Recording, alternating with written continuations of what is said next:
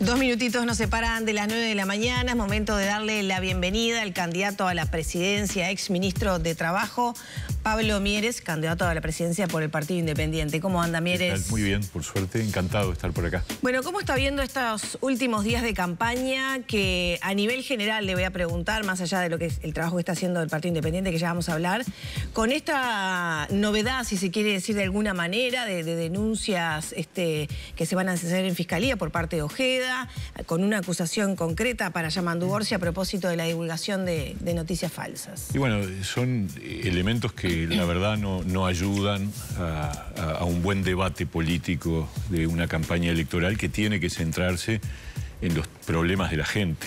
Entonces, las acusaciones cruzadas en este caso de ataques de un lado o del otro, de noticias falsas, estamos en un momento, en un tiempo que tecnológicamente permite que puedan ocurrir situaciones que antes era de muy difícil probabilidad, pero hay que darle el debido lugar. Yo creo que es un tema que, bueno, que está en todo caso entre aquellos que cruzan acusaciones y que tendrán que laudarlo como ellos entiendan que sea mejor. No le hace bien a la campaña electoral la idea que circulen si son reales las maniobras, noticias falsas, y está bien que haya castigos si efectivamente se comprueban, pero también tenemos que no olvidarnos que los temas de la gente están relacionados con otras cosas. Ahora, Mieres, si tuviera que hacer una lectura de el contexto que estamos viviendo, ¿no? La situación actual, un periodista además extranjero que irrumpe en la campaña de forma extraña, por lo menos no era lo habitual, sí que llegara en otros medios, hacer coberturas, pero un periodista que, bueno, tiene una impronta distinta tal vez a lo que manejamos nosotros de acá en el rubro uruguayo. La situación que se da con estas supuestas fake news, el involucramiento también de esta persona que asesora a Orsi. ¿Qué lectura hace de todas esas cuestiones, no? Porque uno puede analizarlo de Ojeda, puede analizarlo de Negré, sí. Pero si tuviera que hacer una lectura un poco más amplia, abstrayéndose de este momento. A ver, yo tengo la opinión de que a veces hay una sobrevaloración del asesoramiento de los gurúes de la comunicación política, que llevan a que los candidatos o los equipos de campaña se dejen llevar por formas de realizar y de impulsar campañas que no sintonizan, por lo menos, con la cultura uruguaya. Por ahora, capaz que en el futuro sí, ojalá que no. Entonces me parece que una cosa son los asesores que te ayudan a comunicar mejor, otra cosa es la construcción de escenarios a veces medio faranduleros y que están presentes en otros países, pero que en Uruguay yo creo que no contribuyen a que la gente sienta proximidad con la política, que yo creo que es lo más importante.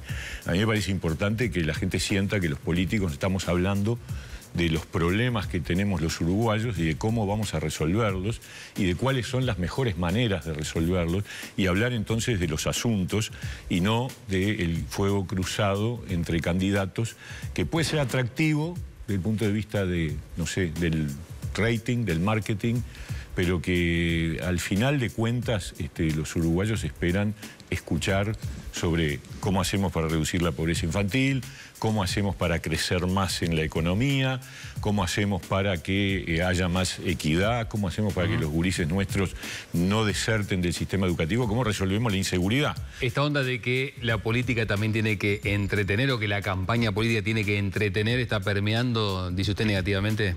A mí no me gusta, o sea, ustedes me conocen, yo estoy bien lejos de ese modelo, y nuestra forma de hacer política nunca ha sido así. ¿Eso es lo que hace Ojeda, por ejemplo?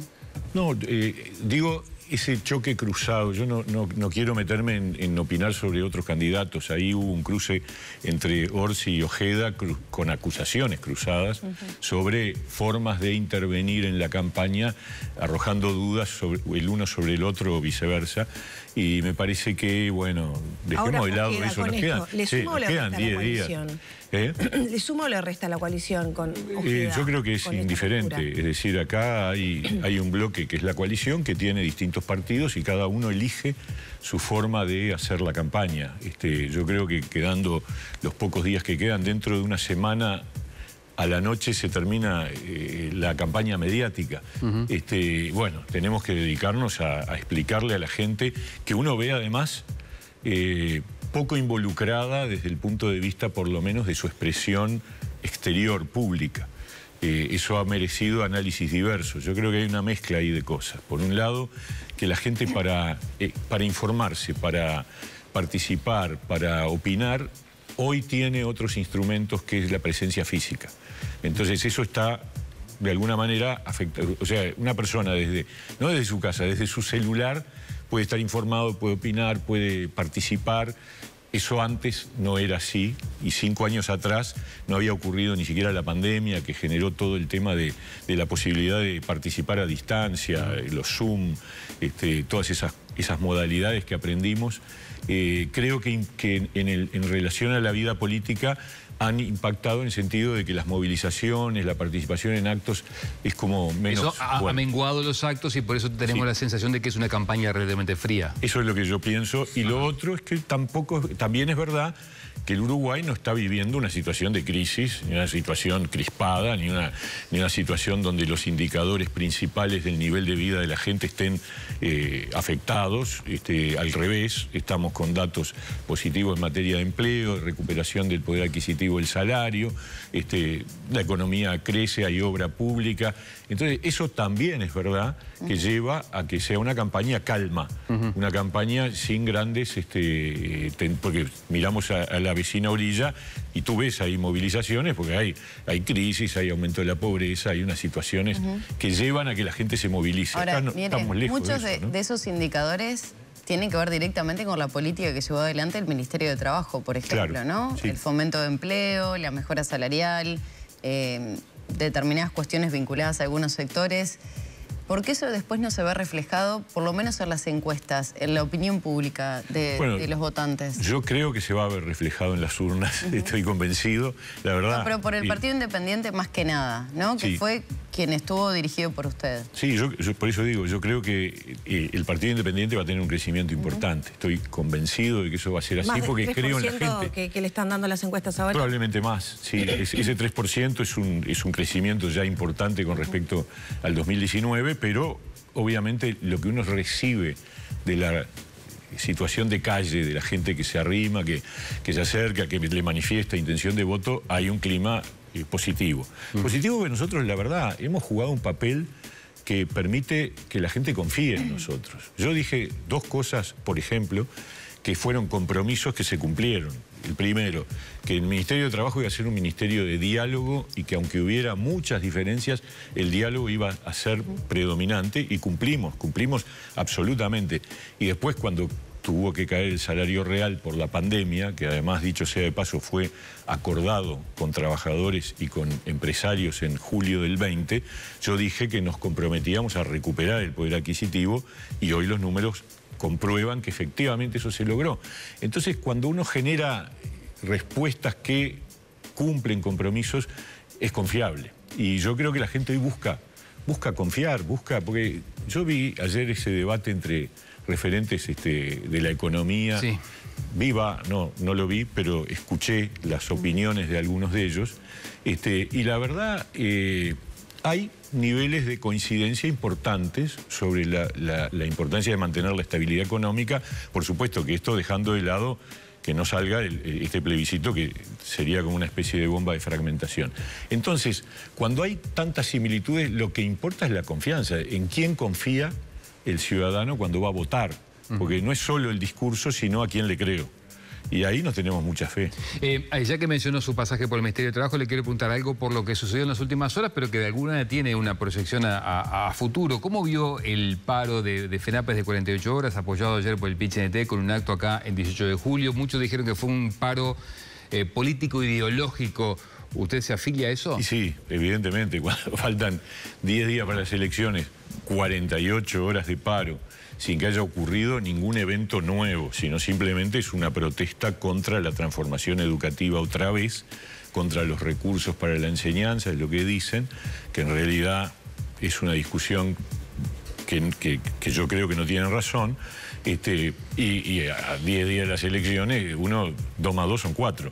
Acá hay una motivación político-ideológica de sindicatos que lamentablemente para el país, nunca, ni siquiera en la época de los gobiernos del Frente Amplio, nunca aceptaron ningún cambio. Cuando el Frente Amplio intentó tímidamente cambiar la educación, siempre tuvo en la vereda enfrente a los gremios. No lo digo yo, lo dijo Mujica cuando terminó su gestión, ¿no es cierto? Entonces, es una lástima porque evidentemente la transformación educativa tiene que seguir avanzando. Es una de las principales razones por las que yo estoy convencido de que la coalición tiene que volver a ganar, porque si no, la reforma educativa se frustra. Y yo siento más. Creo que en realidad esto de que cada tanto hacemos una transformación educativa no va más. Acá hay que estar todo el tiempo cambiando, porque el mundo va muy rápido. Ahora, Mieres, los reclamos, perdone que lo interrumpa, acá estuvo acompañándonos Mandasen, trajo datos del CODICEN, de la ANEP, y señalaba que entre 2019 y 2022, porque incluso faltaba información de 2023 y el inicio de 2024, se habían eliminado más de 500 grupos de liceos. Se habla de una situación en el Bauzá concreta, de la eliminación de 27 grupos de cuartos años. En ese contexto y en esa realidad, ¿no haría falta un diálogo con los docentes para analizar qué es lo que está ocurriendo y cómo está afectando la calidad de los estudiantes cuando se habla de grupos que alcanzan los 50 alumnos? Diálogo siempre tiene que haber. Los grupos tienen que tener un tamaño razonable, normal, no generar hacinamiento, porque eso afecta a las condiciones de aprendizaje. Lo que pasa es que lo que está ocurriendo en Uruguay es un cambio demográfico y las nuevas generaciones son de menos muchachos. Claro, entonces, indudablemente los sindicatos sostienen que bajo ese argumento se justifica pero no es un argumento, es un hecho. Pero todavía no llegó a secundaria, lo dicen las autoridades.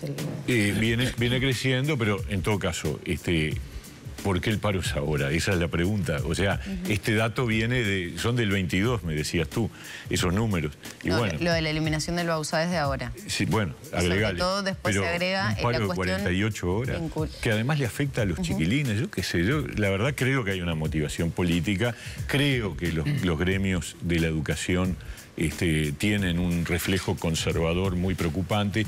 Creo que la educación tiene que cambiar constantemente porque el mundo va muy rápido.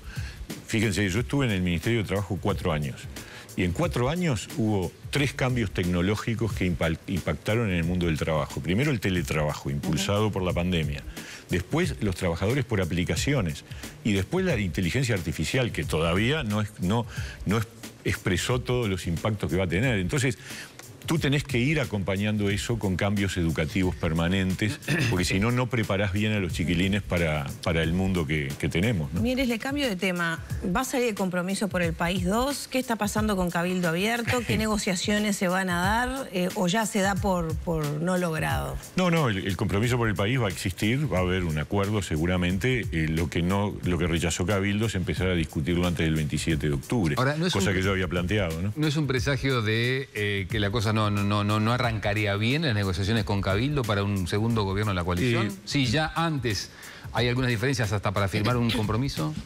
Hay diferencias en cuanto al momento. Eso fue lo que expresó Manini, que a mí me sorprendió porque yo esto lo lancé, la idea de empezar estos días, la alargué en un evento donde él estaba. Él no me manifestó que no estuviera de acuerdo, incluso hablamos en una ronda ahí de parados informal con otros y estaba él y no dijo que él no compartía y después lo largó en contra, bueno, allá él. Pero en ese mismo día el discurso de Manini fue... O sea que en el mano a mano no le dijo nada. No, una fuerte reafirmación coalicionista hizo Manini ese mismo día en su discurso. Todos los medios lo destacaron. O sea que el tema es que empezaremos después del 27 de octubre. Una lástima porque tener más tiempo te permite ir avanzando y resolviendo. Va a haber un compromiso por el país seguro, porque en la segunda vuelta el candidato más votado de la coalición va a enfrentarse al candidato del frente. El 27 ya las fuerzas se miden de otra manera, ¿no? Después de la votación. Sí, y yo creo que ¿eso es clave. debilita algunos sectores, como por ejemplo el Partido Independiente? No, porque nosotros somos claves para la mayoría parlamentaria. Las encuestas lo muestran eso. Si el Partido Independiente llega al Senado, la coalición tiene mayoría en el Parlamento, en el Senado. Y ese es un elemento que es un motor muy importante para el partido en este momento donde estamos remando fuerte. Pero además es clave, porque los datos de la realidad muestran que si esa noche del 27 de octubre uno de los bloques obtiene mayoría parlamentaria, la segunda vuelta tiene una significación distinta a si eso no se logra. O sea que si hay un ganador, perdóname, Y Maggie, la clave de eso somos nosotros. Si hay un así ganador, es la vida, nos tocó esta vez estar en ese lugar. Si hay un ganador el 27 de octubre de la mayoría parlamentaria, ¿ese es el seguro ganador en noviembre? Tiene buena chance. Pasó en elecciones anteriores, donde la definición de la mayoría parlamentaria en esa noche, como que en los ciudadanos impacta de una manera, decir, bueno, es menos competitiva. Digámoslo así, va a ser menos competitiva la discusión de la segunda vuelta. Igual campaña va a haber y vamos a salir todos, cada uno desde su perspectiva, a tratar de conseguir los votos. Mire, le consulto sobre supuestos, ¿no? Un eventual escenario. Dale. Que el 27 de octubre el Frente obtuviera las mayorías parlamentarias. ¿Qué tipo de oposición sería el Partido Independiente? ¿Debería la coalición seguir trabajando en grupo? Porque Cabildo ha señalado que, bueno, allí tendrá sus discrepancias y tal vez no funcione como coalición la oposición. Sí, es un escenario que yo no me imagino que ocurra. Yo creo que la coalición va a ganar. Creo que hay elementos, o sea, recién hablábamos de cómo está el país. El país no está en una situación de crisis, de conflicto, de fracaso. El propio Orsi, que decía que nos estábamos cayendo a pedazos, y después fue a Argentina y dijo todo lo contrario. Bueno, Mujica dice que estamos en un pozo. Bueno, son formas de decirlo. La verdad que no lo rechazo categóricamente. Un pozo no, un pozo es con 80.000 puestos de trabajo más que en el 2019. Eso es un pozo. Bueno, un pozo tenemos es que... 1 de cada 5 niños pobres, ¿no? Sí, pero en la época que gobernaba el Frente teníamos igual el doble de pobres entre los niños. Sí, pero no era 1 de cada 5, era un poco menos. Había bajado la pobreza infantil. En el último año del Frente, la pobreza infantil era alrededor del 20%. El 18% aproximadamente. Hoy está en 19, 20. Claro, lo que siempre es el doble. Es que si uno mira lo que yo te puedo asegurar, porque eso sí lo he seguido permanentemente y aprovecho para decir de qué manera nosotros lo buscaríamos financiar, ese tema, el tema de la pobreza infantil. Desde que Juan Pablo Terra hizo el primer estudio en 1987, que demostró que en ese momento la pobreza era el 20% y los niños pobres eran el 40%, de ahí en más siempre. La pobreza subió, bajó, mejoró, empeoró, siempre el doble los niños. Y ese es el drama, ese es el golpe duro en la sensibilidad. Y por eso nosotros dijimos, esta es para nosotros la prioridad número 1. Y por suerte fue contagioso, porque hoy lo escucho a Delgado, a Orsi, y todos están hablando de que la pobreza infantil hay que reducirla. Bienvenido sea. Al instrumento que presentaron recientemente, ese bono financiado por privados, ¿cómo funcionaría? Y eso es simplemente que es una cosa que se está poniendo arriba de la mesa en el mundo, que es la posibilidad de que un Estado, cualquier Estado, emite deuda, como está emitiendo permanentemente bonos, pero la diferencia de esos bonos del Tesoro que la gente compra, los ahorristas compran porque confían en el Estado uruguayo, un bono con causa. El Uruguay hizo eso hace 2 años cuando emitió bonos verdes vinculados a indicadores ambientales, que fue muy bien recibido. Ahora nosotros decimos, vamos a promover que se emita un bono infancia, que es que el ahorrista que quiere comprar bonos puede elegir comprar esos bonos cuyo objeto va a ser exclusivamente dedicado a combatir la pobreza infantil. ¿Cuál es el objetivo? El objetivo es tener fondos frescos e inmediatos, sin pasar por un debate presupuestal que es largo, porque fíjense que el año que viene hay que discutir el presupuesto, recién en el 26 se tendrían los recursos. Esto, si nosotros prosperamos con esta idea, que la vamos a plantear en el seno del compromiso por el país, tendrías inmediatamente fondos que además tendrían una obligatoriedad, que es estrictamente dedicarlos a bajar la pobreza infantil, y obviamente estarían sometidos a una evaluación permanente, y la rentabilidad de esos bonos estaría asociada al éxito de esas políticas. Yo creo que ¿qué volúmenes debería ser? Y bueno, eso es lo que tenemos que discutir, pero uno puede incluso ir emitiendo en función de su ejecución y decir, bueno, vamos a empezar levantando las transferencias, por ejemplo. Entonces, aumentemos las asignaciones familiares, en qué volumen después se ve. Después, centros CAIF de horario extendido para que las jefas de hogar, porque en realidad, cuando hablamos de hogares pobres, con niños pobres, hablamos de hogares con jefatura femenina en un 70-80%. Y estamos hablando de 25.000 hogares, no estamos hablando de muchos más. O sea que es un foco fácil de encarar, no fácil de resolver, porque el tema no es que estadísticamente vos le des transferencias para que el nivel de ingresos del hogar pase la línea de pobreza. Esa es una solución que sirve desde el punto de vista del cálculo, decir, mirá, ahora no son tantos.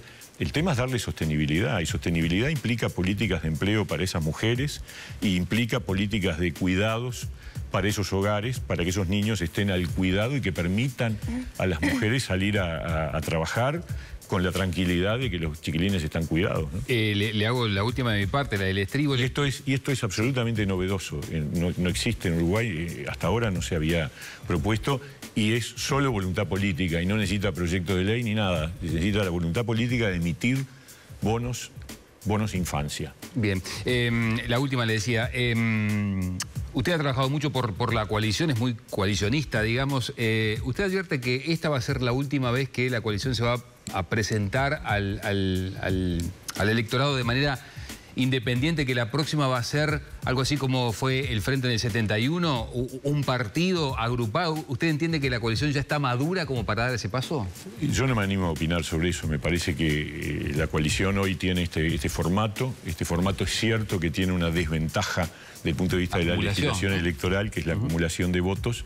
Es obvio que si vas con un lema único, aprovechás todos los votos en favor de uno o de otro, según los restos no se pierden, y esto es una desventaja, pero también hay que ver cómo evoluciona la cosa. Ustedes me dijeron, si llega a ganar el Frente, ¿qué haría el Partido Independiente? Lo que tengo muy claro es que seríamos una oposición constructiva, cosa que me hubiera gustado tener de parte del Frente Amplio durante estos años. ¿Pero que no lo fue? No, constructiva, nada. Desde el principio y en adelante siempre tirando piedras sobre todo. Hay que acordarse, cuando se estalló la pandemia y empezamos con la emergencia sanitaria, el Frente Amplio se puso en la vereda enfrente y exigía la cuarentena obligatoria.